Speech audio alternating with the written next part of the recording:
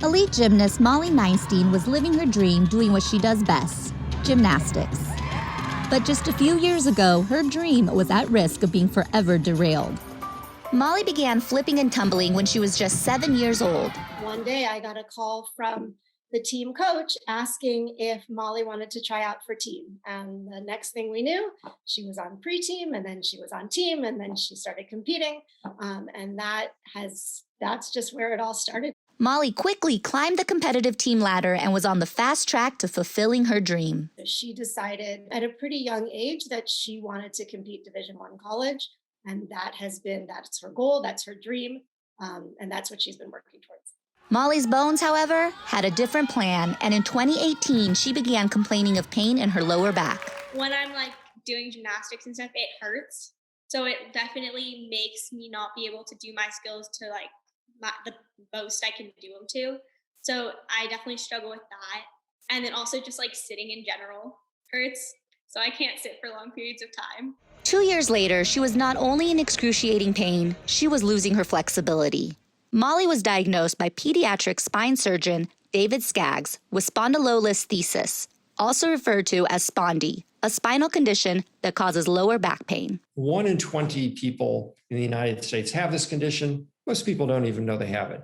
However, if you're an elite gymnast and you spend a disproportionate amount of time bending backwards and doing back handsprings and flips, then there seems to be a much, much higher rate of this condition.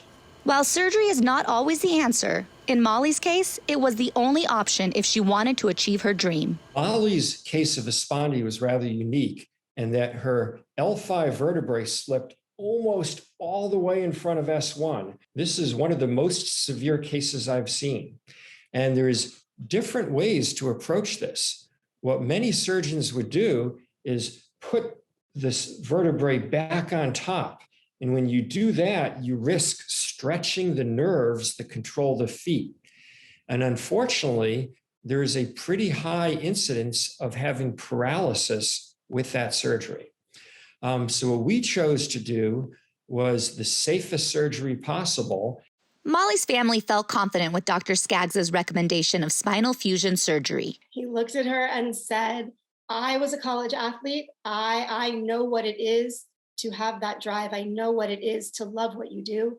He said, I can fix broken bones. I can't fix a broken spirit. He said, so I will fix you. And if you want to continue in gymnastics, you will continue in gymnastics. My background is I was an NCAA All-American athlete in college.